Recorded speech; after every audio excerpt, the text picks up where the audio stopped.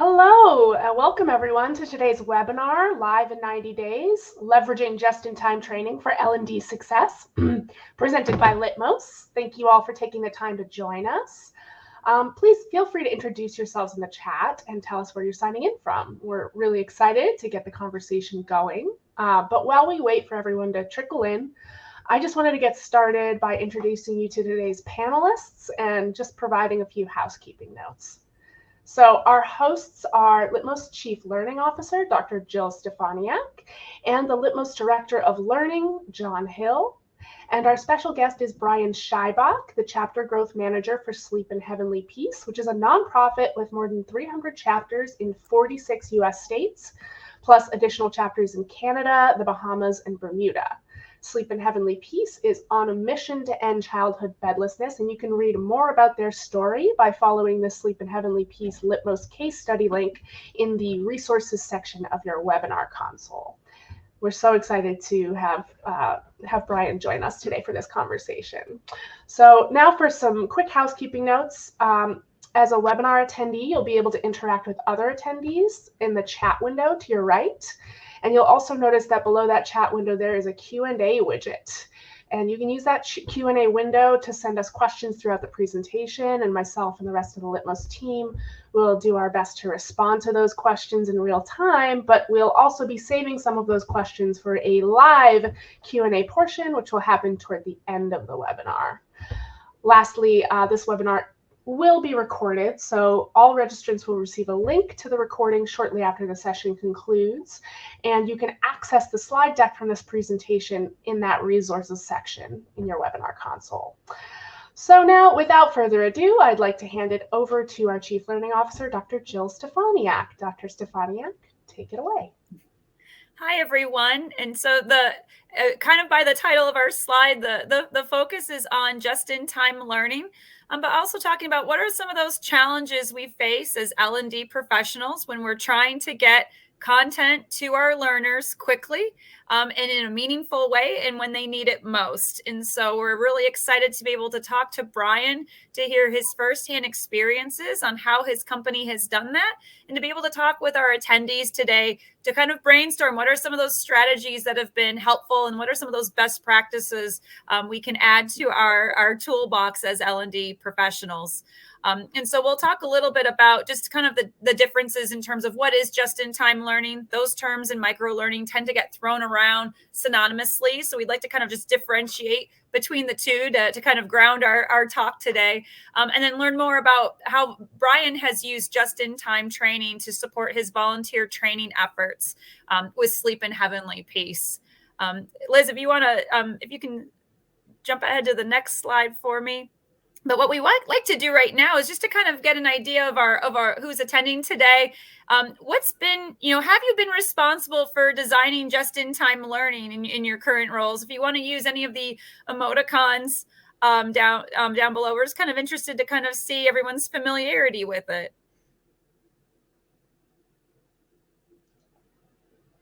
I see some people are choosing that crying emoticon. I don't know if that's a good thing or a bad thing. I think sometimes it can be a little stressful where we might be crying depending on how much notice we're given for designing just-in-time training and meeting those needs. No one has hit the party button though. I'm seeing. Wonderful.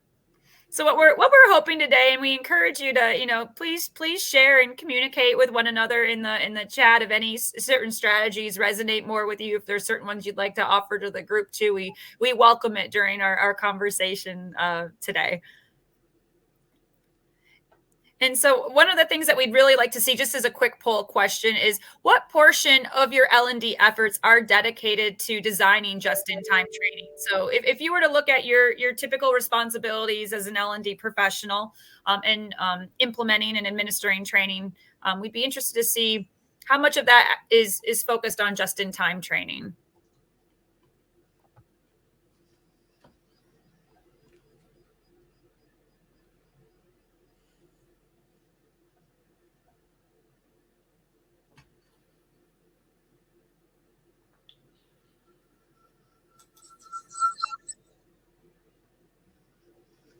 Okay, so it looks like 25% are saying not at all. About 66% are saying some, with 9% saying most. And so one of the things that we want to be able to focus on today is that, some of the challenges that come up with just-in-time training is really thinking about anticipating the needs of our learners. And so if we just look at this here for a moment, so when we think about just-in-time learning, oftentimes it's meeting our learners with content when they need it, and oftentimes it's where something challenging might have come up on the job, something has come up at work, and they're going to need to access it quickly. They need training quickly. They need to know how to complete their tasks efficiently, and that's when just-in learning typically comes in. So oftentimes it's not so much that learners have gone through training and 6 months later they're going to be applying what they're learning. It's that they're going to be accessing training pretty much when they're in that moment of completing those tasks. And from an instructional design standpoint, that can sometimes be very challenging and problematic if we're not equipped with the necessary information that we need as L&D professionals to anticipate the needs of our learners. And so that's what we're hoping to be able to kind of talk about today, just to kind of share some best practices and some strategies. Now, another term that tends to come up all the time in our field is micro-learning. And so there are differences between just-in-time learning and micro-learning. Micro-learning is when we're looking at content and we're trying to compartmentalize it into digestible chunks for our learners. A lot of times micro-learning is used to support just-in-time training efforts, but that's not always the case. And so we just wanted to be able to differentiate between the two today, although I think you're going to hear a lot coming out about those, and you're going to hear both of those terms used quite often. Jonathan, is there anything else you would want to add in terms of how you differentiate between the two? No, exactly that. Micro-learning is part of the recipe of just-in-time training and just-in-time delivery of learning. But the kind of just-in-time delivery of micro-learning, if you extend your time frame, you can use micro-learning over a longer period to achieve different strategic aims as well. So it's good to know how to design and deliver micro-learning as part of just-in-time learning to meet those needs as they happen and as they occur in the business. But you'll also find it's quite part of the powerful mix of kind of a strategy that supports longer term behavioral change in the business as well, because that's a particular thing that microlearning is very good at. But we'll get into that. Wonderful. Well, we're very excited to have Brian joining us today from Sleep in Heavenly Peace. And Brian, before we start kind of going into what some of those design strategies are, would you mind sharing with our attendees today just a little bit about Sleep in Heavenly Peace and kind of just describing your role and what some of those training needs were that were warranting just-in-time training? Sure. Thank you.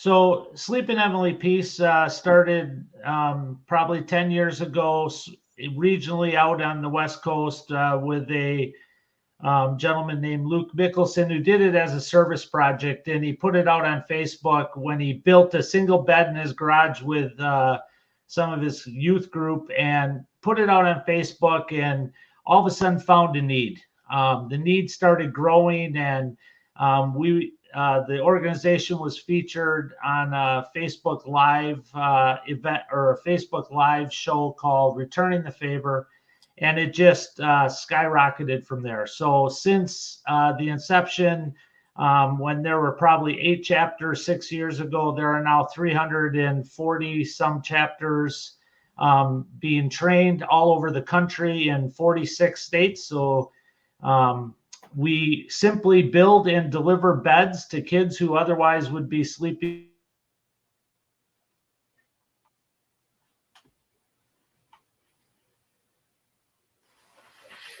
And so we have volunteers that sign up. We have volunteers that sign up across the country to launch a chapter.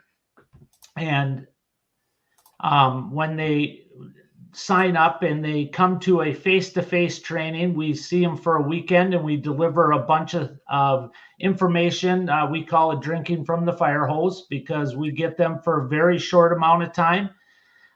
We knew we had to back that training up with some some extra training that they can do just in time when they're sitting back in their house, back in their communities, and are learning the processes that we follow with Sleep in Heavenly Peace. And so those reasons drew us to Litmos after we studied and really researched the best format to use. And we found Litmos, and we've just been building courses for those job descriptions kind of.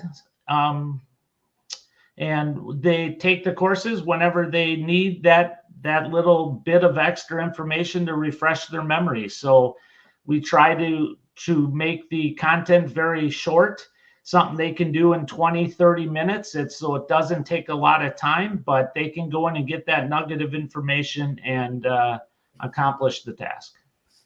That's fantastic. Brian, when you have a lean team designing training, what do you prioritize? The first priority to me was to learn the system, to learn the Litmos user interface. I took all the black belt courses and really tried to study so I knew how to develop the courses, basically. And I fell in love with the content author system that you guys have.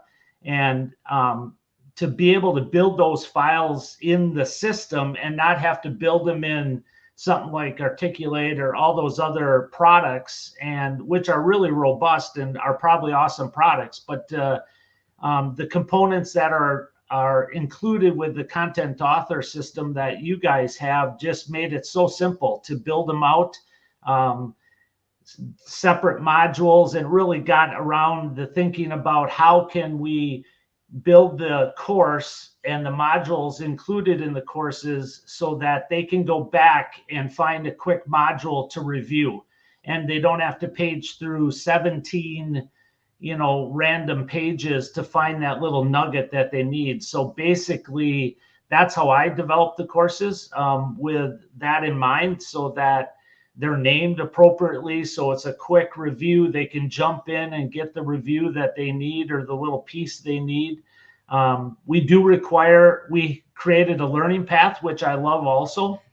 So those new chapter presidents that come to our face-to-face training are assigned a learning path of 8 courses that they have to go back and do.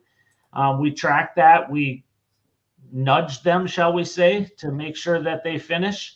Both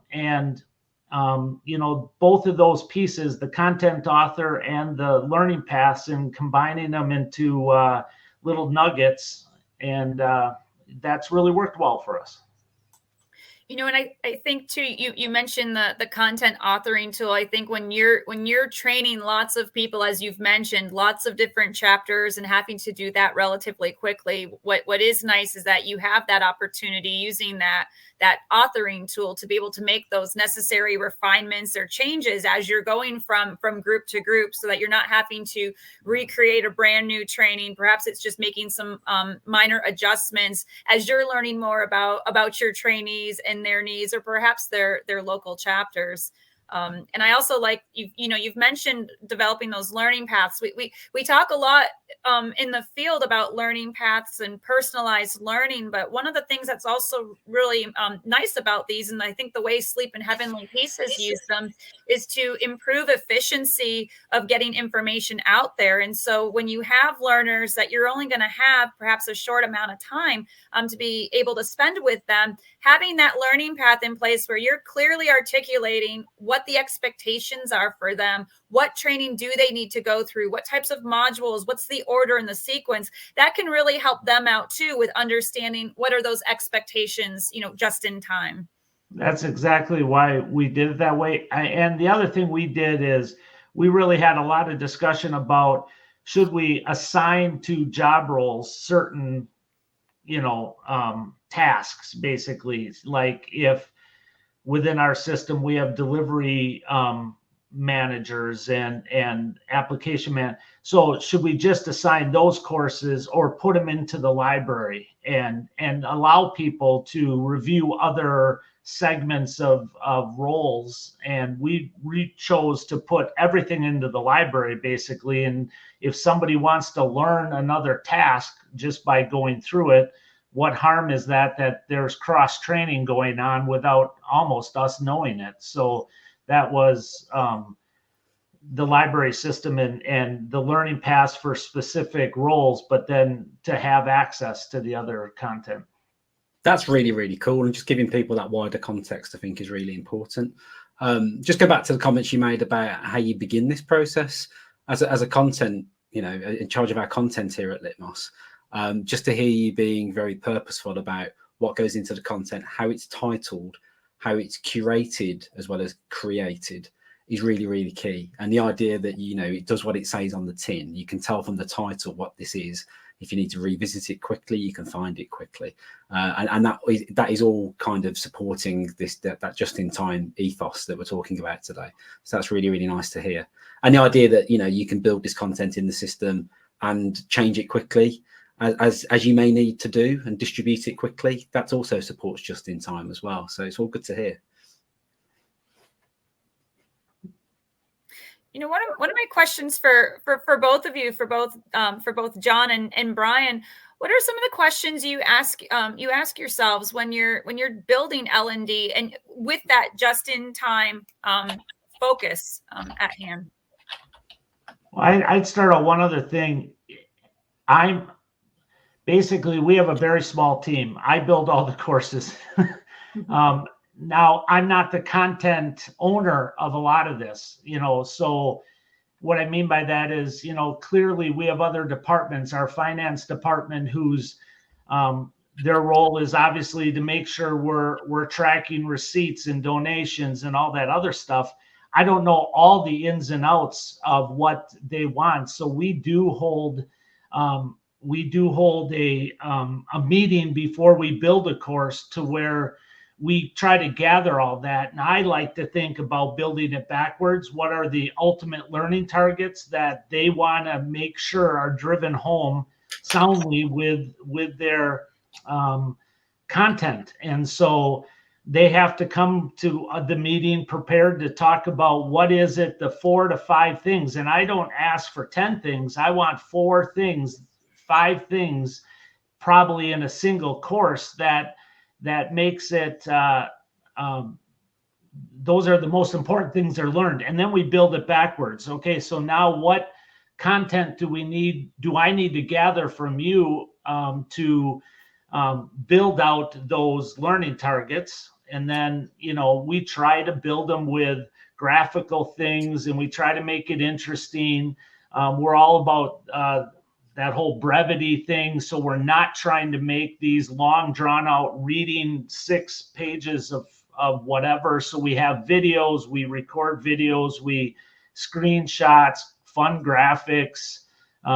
We wish we had a Lenny of the world, with a little graphic that we could put all over. But, so we try to build that out. And, they just put up the screen. So we use this simple document that's I think is shared in your resources or your handouts, so any of you can grab this and tailor it to your needs. But we worked to build this out, and it shows the learning targets and the learning outcomes, and then what kind of things we need to build, and we brainstorm this. We put this on a Google Doc, and we're all in there adding information, and they're building it out for me so that I can then go and build the course.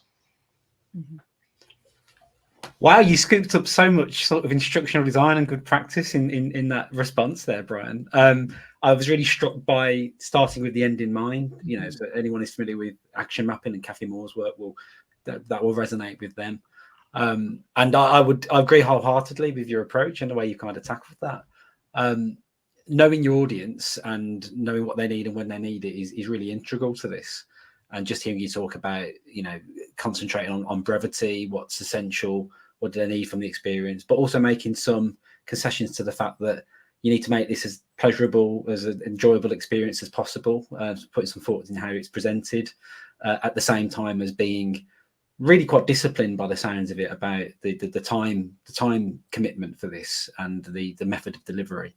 It's music to my ears. It sounds like a really cool project. Well, and I think too that backwards design is so important, especially when we're designing those just-in-time resources. Because as you mentioned, Brian, when you're saying what are those 4 or 5 things we absolutely have to have, what is it that they absolutely need to be able to carry out when they're done training? We don't always have the time for all those extras that sometimes go into training, and it's really focusing on what exact information do they need. It's not necessarily all the other bells and whistles that sometimes come along with things. And so I like that you have that. I did see I saw a question come in our chat about how do you work on getting buy-in from your stakeholders? Now, you've mentioned, you have a team and you're getting them to give feedback in the Google Doc as you're basically designing in Site 2. But do you have recommendations, especially when you're working on, we'll say with a lean team, or you're the only one who's designing the instruction? How do you communicate and get buy-in from your stakeholders on what are those most important needs when you're designing just-in-time training? I think one of them is we have a regional support network built into our organization. So we call them regional support leads, and those people are boots on the ground in the Midwest North, let's say. I mean, we have 9 of them. So they're hearing the comments, the questions, the things that are always coming up in discussion. We have a ticket system, and some of the finance team is getting a consistent question about a process. It might have been a process we changed or whatever. And so we use some of that, feedback to add to the course. And that's one of the nice things about the content authoring tool. We can go back in and change it, fix it, rename it, whatever we need to. But the buy-in from the chapter presidents that are spread throughout the country are basically, they're running a franchise. They're a franchisee of the franchise, so they have a natural buy-in, we hope. They are all volunteers, so none of these are paid positions. So it would be nice to say you must do X if you want to have your job, but we don't have that. So we try to create just quick, just-in-time learning things that they can go in and get the information they need so they can follow the processes we've put in place. Is it perfect? No, we definitely know we don't have everyone doing it, but I just ran a report for the first quarter for our organization, and we had 656 courses completed by 325 different individuals. So, I mean, we are getting some buy-in, and I think they're starting to see the value in jumping in and grabbing the little nugget as they see it, need it. Mm-hmm. No, that's wonderful. Now, would you say that some of the resources that you're designing would be micro learnings? Yeah, it's always interesting when we've had our discussions as we're preparing this. I'm not sure. I think I intermixed that word in my mind multiple times, and it sounds like people all over do that. But I would say, the learning path probably is more the micro learning. It's got a whole bunch of pieces of the just-in-time little segments. I mean, that's, I guess, how I see it. Included with discussions with their regional people. I mean, they're hopefully putting all the puzzle pieces together, that they need to accomplish our simple mission of building beds for kids. That's what it really boils down to. And we try not to, we need to use the technology, and most of ours are job aids, essentially. Most of ours are how to do a specific task or whatever. And it's usually revolving around technology tasks or whatever too. So and our audience, or our chapter presidents, many of them are retired individuals that have time to do this.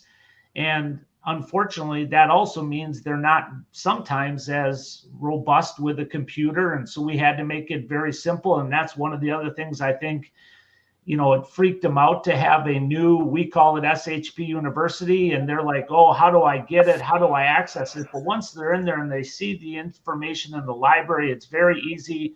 We can create the dashboards for them and show them where to go. I mean, I think the combination has led to more use.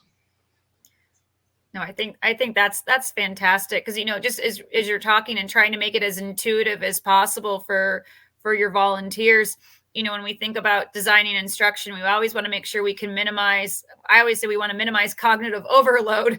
And one of the areas where we have the most control in doing that is with what our content looks like. How if it's messy, if it's hard to find, if it's hard to navigate, that just imposes so many challenges on our learners before they've even taken that step to even try and digest the information or the content that we want them to learn. And so I really like how you're doing that. Just with thinking in mind too, your volunteers, and I'm sure you've got a variety of different generations of learners participating in different, levels of familiarity, perhaps with online learning. Are there certain micro learning formats that have worked best within the context of what you're training for with Sleep in Heavenly Peace? I haven't given it that much thought because I've had to just kind of get some of this done. I will say, going back to one comment you just made, that's part of the reason probably I've done all the course design, because I want them to look the same.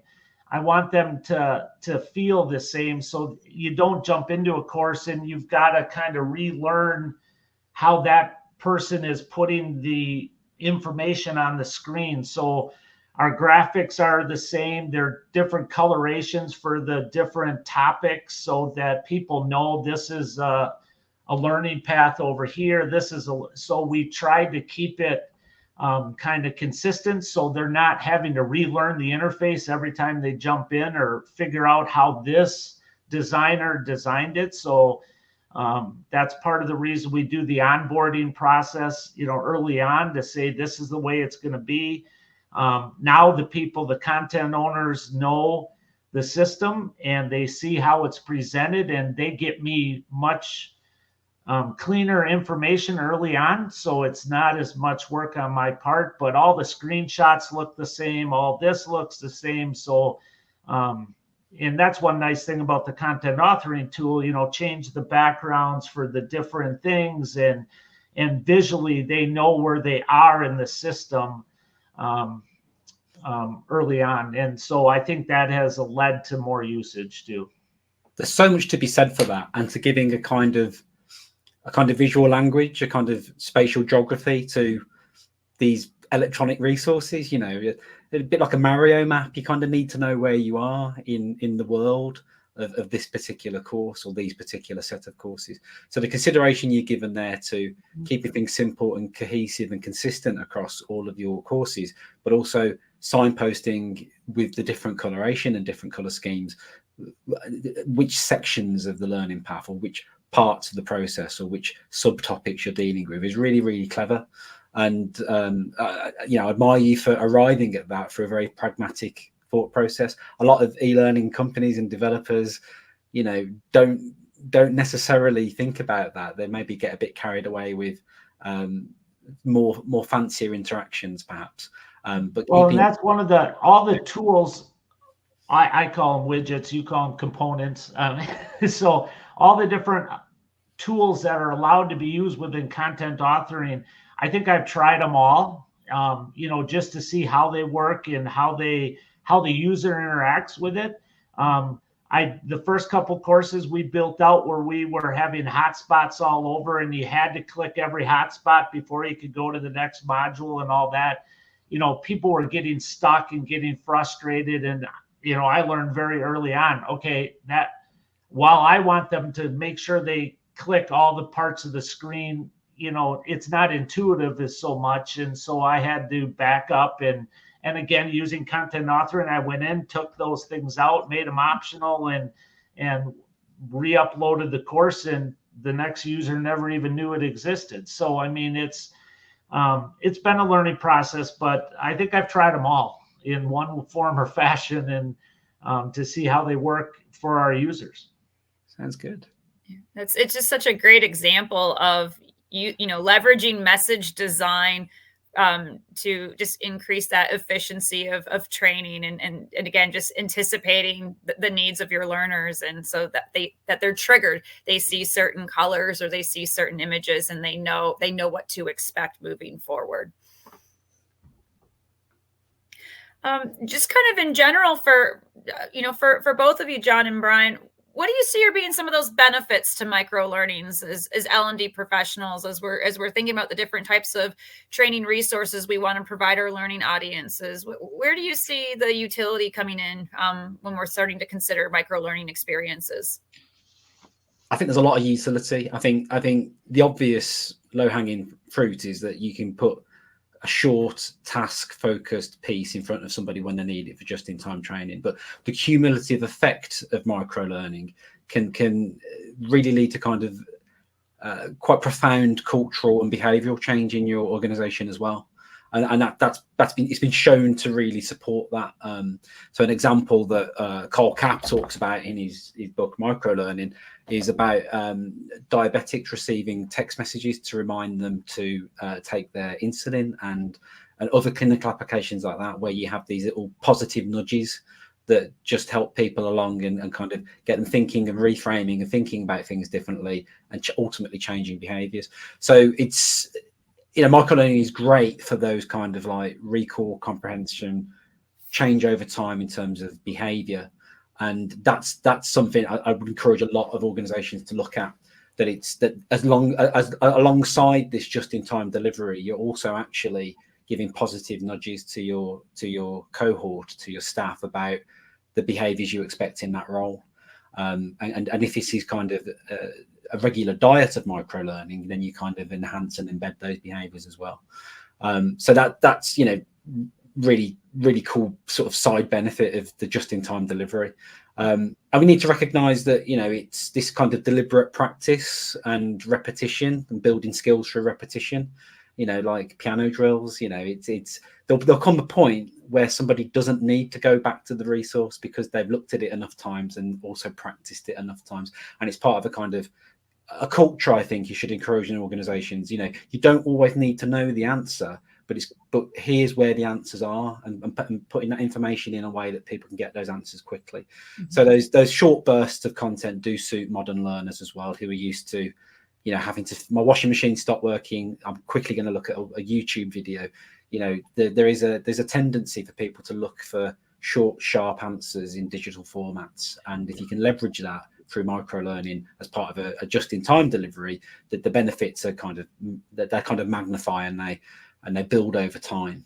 And we've all been in that situation where, Brian referred to the fire hose.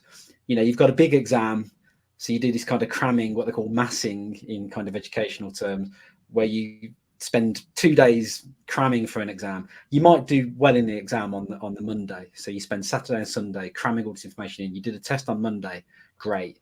But then the following Monday, how much of that do you remember? The Monday after that, how much of that do you remember?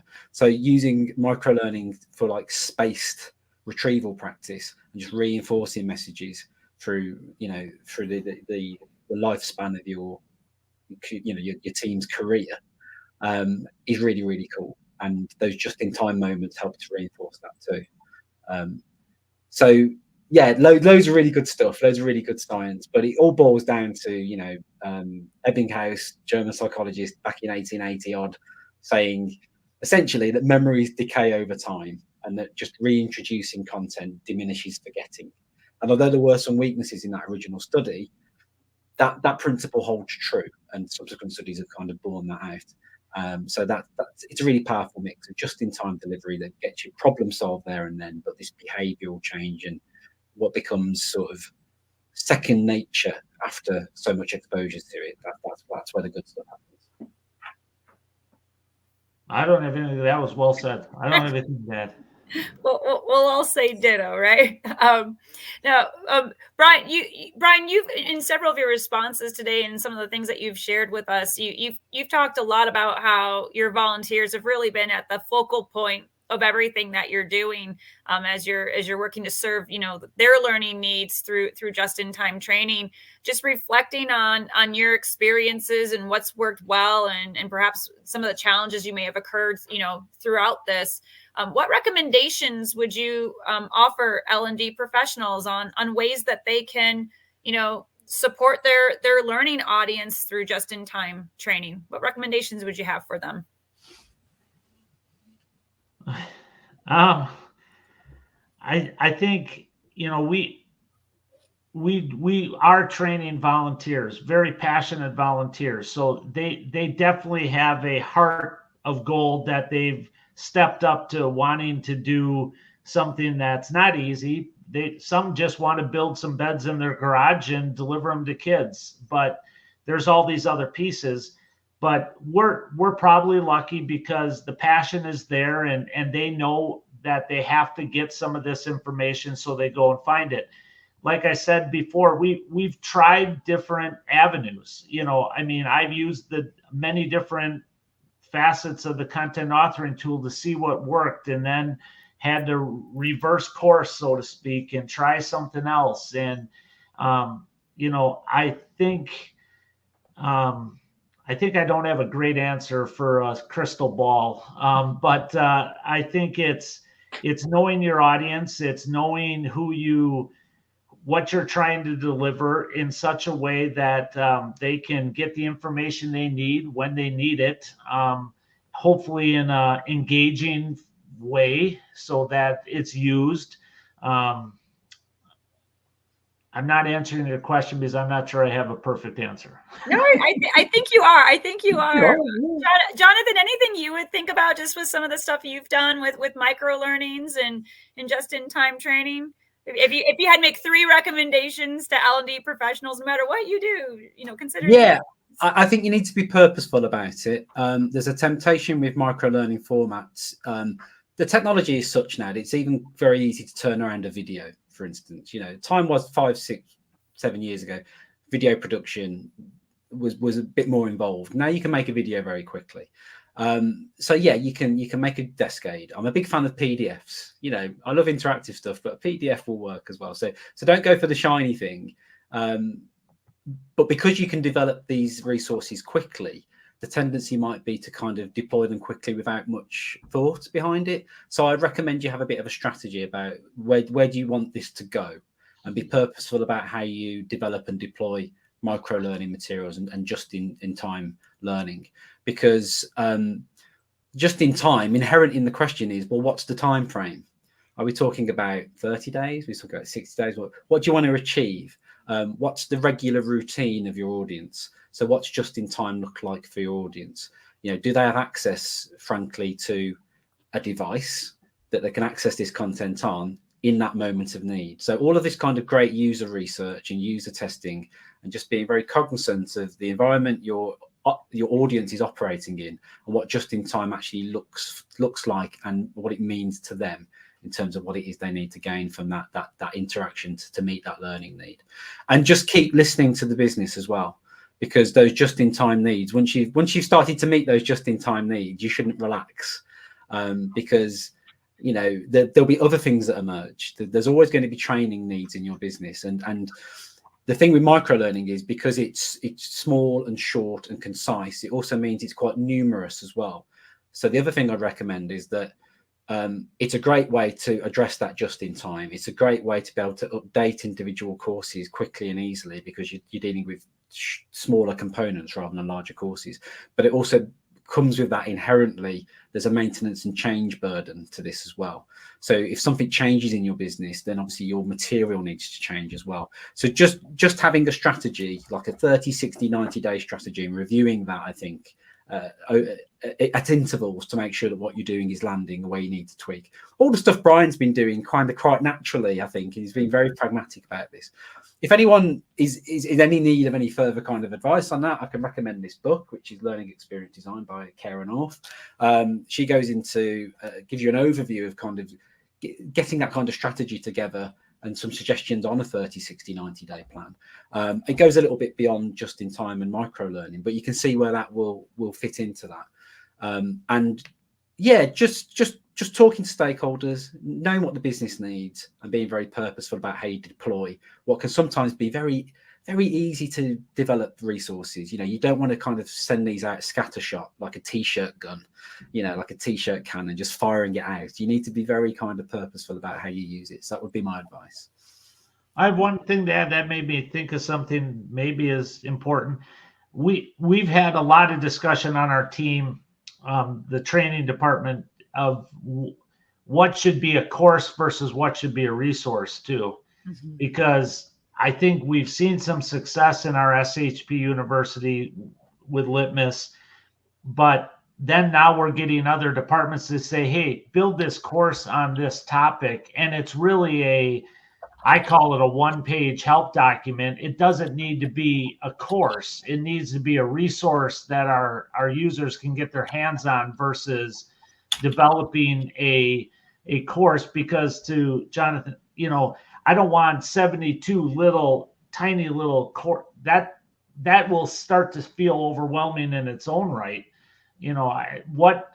That might be a component of a larger course, but it might just be a one page or a help document, a PDF of whatever. I don't think we're ever going to answer is it a course, is it a resource? Right. Yeah, it's the needs of your business, it's the needs of your learners, it's the circumstances you're operating in. But that should be a very fundamental question you should be asking at the start of any kind of design. Yeah, it's a really good point. And that kind of segues into our next poll question that we have. Just as we're talking about what are some of those different types of content we might use or resources, we just like to ask everyone, what does just-in-time training look like to you? What do you think about when you think about the work that you've done in this space as L&D professionals?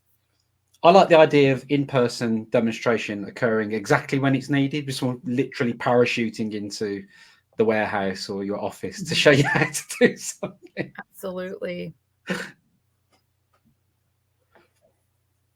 Because I think a lot of times too, it's that factor of time that really influences time and money. Oftentimes about, how many people need to go through training or be shown how to, complete a particular task. And sometimes it's just easier just to grab someone and say, show me, stand beside me and walk me through how to do this.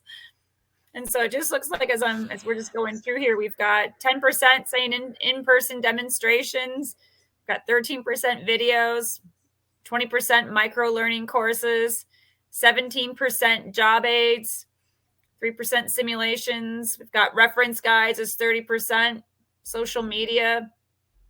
Absolutely. So it's nice to see that we've got that variety here in place, just because, again, it always comes down to what are those, what's the context that we're designing for? What are we in? What are those constraints? When I think, Jonathan, you mentioned just-in-time training, how much time do we have? Oftentimes we're told it was needed yesterday. And so it really is living up to that idea of the design sprinting. So I like that. Your suggestion and talking about Kara's book with how do we have that plan in place for what's reasonable, really being able to talk to our stakeholders and our team, what's reasonable to accomplish within 30 days, 60 days, 90 days, given the resources, the amount of people that we have dedicated to designing training. What does that look like? Because that's going to vary from project to project and organization to organization. Very true. Well, I know our Litmos team has been trying to compile all of the questions that have been coming up in the chat. So I think now might be a good time to move into the Q&A that we have. Yeah, we're cooking right along with a lot of awesome questions here. So I'm gonna just bring you the first one from Jeanette. And this is maybe a little in the weeds, but maybe we can give a quick overview. She's interested in knowing how people are designing just-in-time training that's served within Litmos. Wondering, because sometimes learners have to navigate to the dashboard before they even get to the learning. She's wondering how she can kind of create these experiences to be a little less disruptive or circuitous. That's an awesome question. Just from my point of view, I think there is work, if it hasn't already been implemented, to make those URLs kind of hot linked, so you can send a course URL out and avoid that. And it might just be, if for whatever reason the browser is kicking people to the dashboard, asking them perhaps to just log in first and then click the link to the course, and it should take them straight through to the course, is my understanding. But yeah, that's definitely something I encountered. I used to be a customer of Litmos, and I used to have to kind of say to people on occasion, you need to do this training now, just in time. And that's how I'd circumvent that. There would be a URL attached to the course and make sure that people logged in for that to occur. But as I understand it, there's work in place to make sure that that's a hot linked login link now that takes you into the platform and then straight to the content. This is another one that's a little in the weeds, but I thought it was worth bringing up. Is Lisa's wondering how you manage learner profiles and accounts for all of those volunteers, Brian. Our IT team, when you get an SHP email, so you're a core team member, as we call them, on in a chapter in a local community, you get ours is based in Gmail, but you get your email account and you get instant access to SHPU. And we use single sign-on through Google. And so when they're in with their SHP account, they get them. So we have a ton of users uploaded in the system, but not everyone uses the courses. That single sign-on is definitely a super useful tool. And then now we have one about nudging. This is from Ruben, and this I'm curious. I think, John, you might have answers to this, but as far as nudging learners to complete courses, what capabilities does Litmos have? Can you do yearly, monthly, biannual, etc.? Yeah, you can put reminders on courses. You can put compliance dates, expiry dates. They can be, quarterly, biannually, monthly, whatever your time frame is. And because if you're clever about how you organize your staff in terms of their teams, and think about like the tree of your company or the tree of your organization, you can make that specific then through course libraries to certain branches of your tree. So that is all achievable, but it begins in being logical and quite disciplined about how you set people up in the first instance, because then you can look at that tree of your business and give distinct course libraries and distinct courses with distinct recertification and expiry dates attached to them to the people that need it. Perhaps people that need to do these things on a more regular basis. Excellent. Okay, here's one from Barbara. Given the diverse roles and responsibilities within my company, how do I tailor just-in-time training to meet specific needs of different job functions? I feel, John, you kind of, this bleeds into what you were just talking about, sort of customization. Yeah, and if you've got an integration with your HR platform, when you onboard a new person, it should bring through their job title and role and department. And again, as long as you've got a place on the company tree for that person to go, you can then be quite clever and quite focused about what content you put on that branch of the tree for that particular job function. So you can think about dividing your audience vertically or horizontally by region, by team, by department, or by role, and what it is they actually do in terms of the job. And that's very important when you've got just in time and you want to put the right content in front of the right people at the right time, because you don't want them just seeing content that's not relevant to them. So team libraries as well have content, really cool way of doing that as well, because it really focuses in on what it is that team does, and then content that's very relevant to that team and that function. And I think too, that's a really good question, Barbara. I was going to say, I think when we are also looking at how do we strive for having that integrating L&D into our overall organizational strategy. When we talk about, a lot of times the challenges that I think a lot of L&D professionals have when designing just-in-time training is really being able to have that information, all the information that they might need on further to serve their learners. And I think one of the things that we can do is try our best to try and anticipate what those needs may be. And so sometimes it's thinking about what's our organization have planned for this upcoming year. If we think about annual performance evaluations, when you're meeting with your supervisors, when you're meeting with your leadership team, what are we rolling out according to our strategic plan, trying to think about what might be needed, 3 months from now, 6 months from now, and having some specific questions with individuals, saying, we know this is one of your goals for this upcoming year. What are some things that you think would be really beneficial to support you? And that's another way we can hear directly from our learners ahead of time, so we can kind of start trying to plan for some of those things. We can't plan for everything, but I think having some of those conversations also helps people start thinking about where can just-in-time training help facilitate and implement our strategic goals for our organization each fiscal year. I think that lends itself really nicely to this question from Garrett about content authoring tool. How do you analyze content after you've produced it and delivered it? So to your point about meeting goals and analysis and optimizing everything, what's your tip for Garrett? Who wants to take that? I mean, I've got a technical answer to this. It's perhaps more technical than strategic. I think implicit in the question here is an acknowledgement that SCORM is an older format. It's not perhaps as granular as something like XAPI, but there's still a lot of really good information you can get from the SCORM packet. And you need to then be sort of cognizant, recognize that with the SCORM 1.2 format, what you get out of it. So when you're designing courses, for instance, it sounds obvious, but pass rates, an anticipated time spend, because you can get the time spent in a course from SCORM 1.2 as well. So there's certain data you can get after the event that will at least tell you whether that person's met the minimum score, how long they took to do that, and how many attempts it took them to do that as well. And although that feels very simplistic compared to something like XAPI, actually sometimes that's enough, and particularly for just-in-time learning and micro-learning, where you have like these single short task-focused modules, minimum score or the score, number of attempts, and time spent doing it, I think is a very rich mix of data for you to draw some conclusions about what's going on in your organization. Great. I have a question from Mary about, and this goes back to the sort of conversation we've been having about distinction between sort of categorization of this type of learning. How do you tell the difference between on-demand learning for short topics versus just-in-time learning? Isn't just-in-time for people that need it, or is just-in-time more reference to building or authoring of the content? It's a tough one.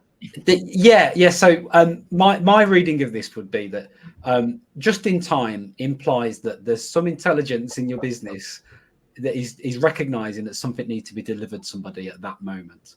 So this is about listening to your business, listening to what's coming through from your frontline people, and using your LMS to put that content in front of them when they need it. But that, you may not hear from your users.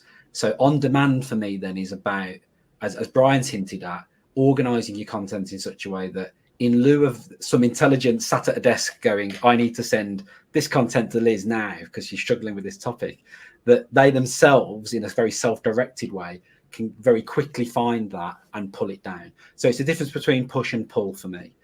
Just in time is pushing content at people. On demand, you're pulling it yourself, and that's intrinsically self-directed, whereas just in time is a bit more strategic, implies there's an intelligence at a desk kind of recognizing where the hotspots are in the business. A previous analogy I've used for this is kind of like white blood cells rushing to the site of an injury. You need other data from your business to be able to recognize where you've got the broken fingernail or the cut finger to kind of to send the white blood cells to kind of fix the problem.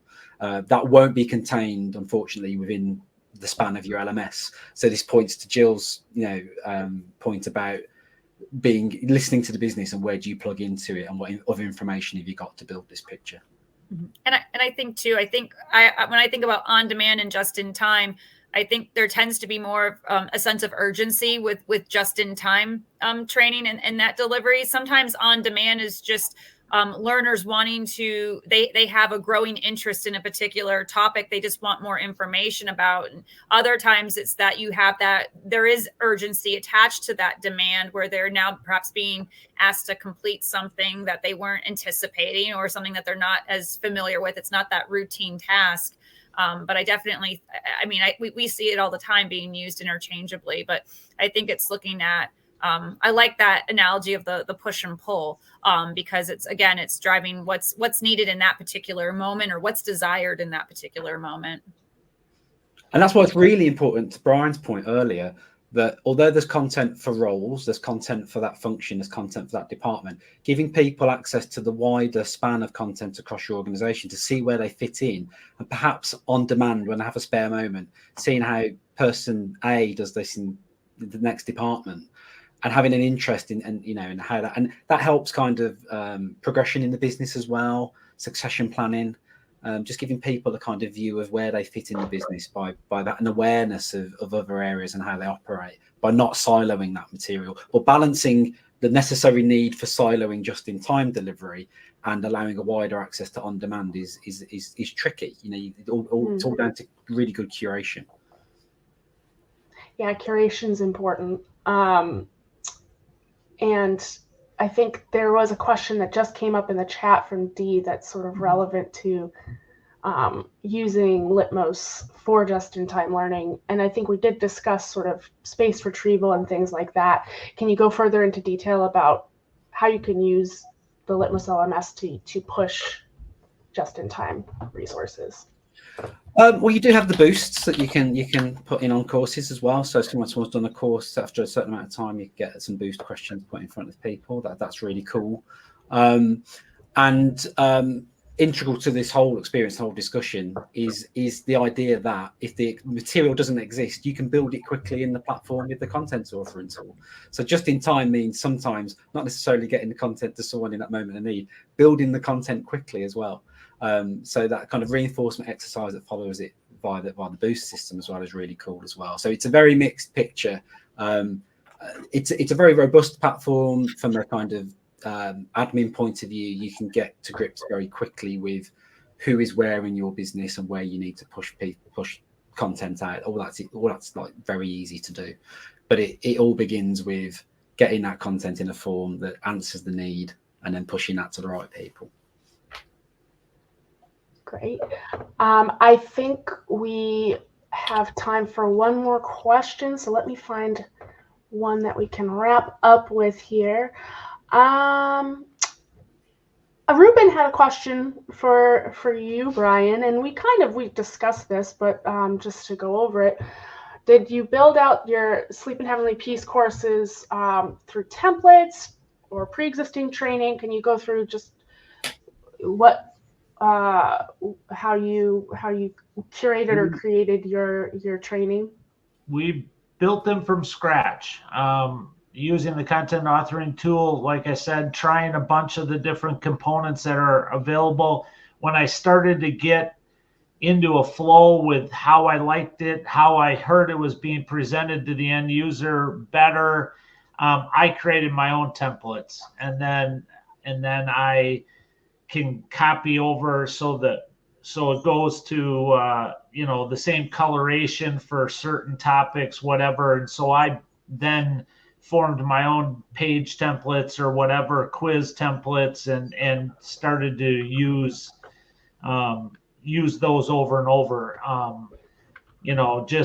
I think for anyone to really dig in and use what I felt were great, the black belt courses that are available. I mean, I saw one other question: how do you get this going?